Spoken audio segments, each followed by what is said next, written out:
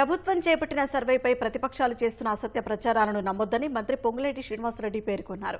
Survey వల్ల భవిష్యత్తులో పథకాలు రావంటూ చేస్తున్న ప్రచారాన్ని ప్రజలు నమ్మొద్దన్నారు.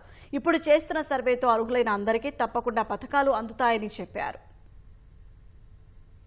రాజకీయ లబ్ధి కోసం వారి ఉనికికి ప్రమాదం అయింది అనే ఆలోచనతో ఈ సర్వే అయితే భవిష్యత్తులో మీకు రావాల్సిన స్కీమ్స్, మీకొచ్చే రాష్ట్ర ప్రభుత్వం నుంచి గాని కేంద్ర ప్రభుత్వం నుంచి గాని వచ్చే బెనిఫిట్స్ అన్ని మీరు మిస్ అవుతారు అని గ్లోబల్ ప్రచారాన్ని, అసత్య ప్రచారాన్ని ప్రజల్లోకి తీసుకుపోతున్నారు.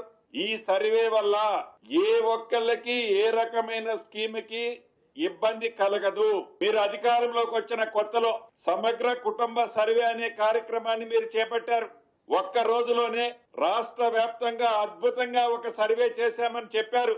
చేసిన ఆ సర్వేని తెలంగాణ రాష్ట్ర ప్రజలకి కానీ పేద ప్రజలకి కానీ మంచి చేసే కార్యక్రమాన్ని మీరేమైనా చేపట్టారా?